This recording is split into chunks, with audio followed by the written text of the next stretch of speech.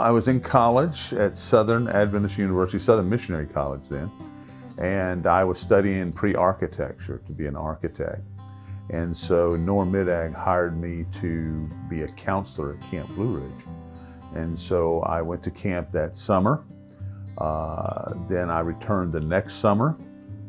And at that point, I felt a calling from God. And Norm did something for me that I think is very important, and for us to do that with other young people today. Norm told me that not only did God love me and that Jesus loved me, but that my church needed me. And I never heard that before. I didn't think my church needed me. And so I went back, changed my degree to theology and religion, and I was told several times, because I went every summer to work at camp, by the ministerial department, that if I didn't go to some of these field schools that they were putting on in the summer, that I would never get a job in the church. And so I just continued to go to summer camp and work, and I became the assistant director. And then when I graduated from Southern, I was hired by Potomac Conference, and before long, God opened a way for me to get right into camp ministry. So I became the associate in the youth department at that time, which was running the camp there. And so I feel that God intended for me to be in camp ministry. That was a specific niche of ministry that He wanted me in. And so that's where I'm at. And then I was an assistant pastor at a local church in the Nashville area. And so I got a call from a friend that said that they had an opening and they were going to start some on-site management for Camp Colaqua, which was kind of new. Everything had been managed through the youth department prior to that. And so they wanted to start some on-site management. I loved camp. Camp's the reason why I got into ministry.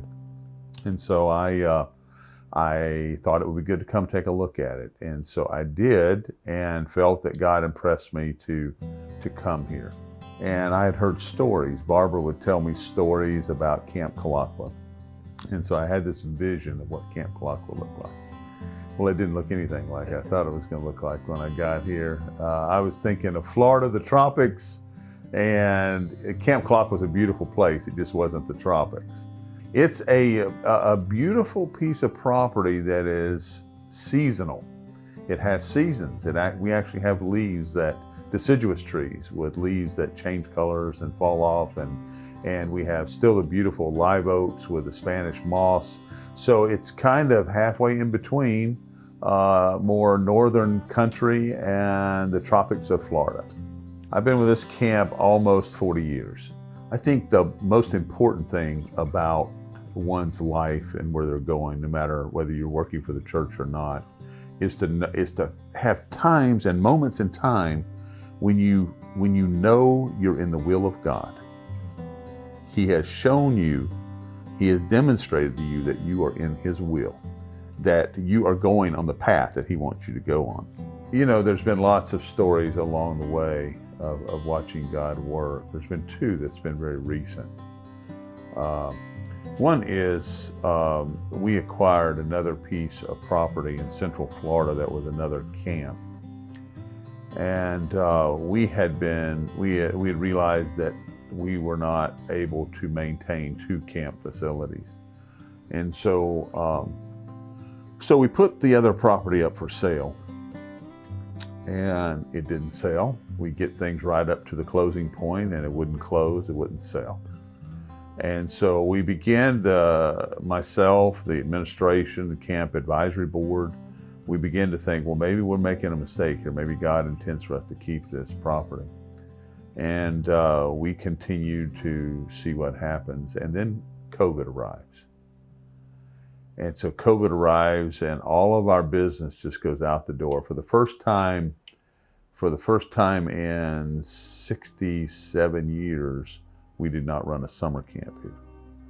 And so COVID took a major impact on us, and of course it did a major impact on our financial picture.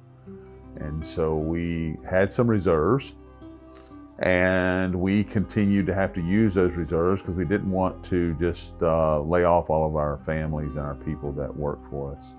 We have about 80 year-round employees that work here. And so the conference was supporting us and doing what they could, but we needed to have some answer for what was going on. And so we basically were going to run out of money in January 1 of 2021. And so Pine Lake closed in December of 2020, right before we were going to run out of money. Did we have an infusion of cash that helped us weather through some of that downfall.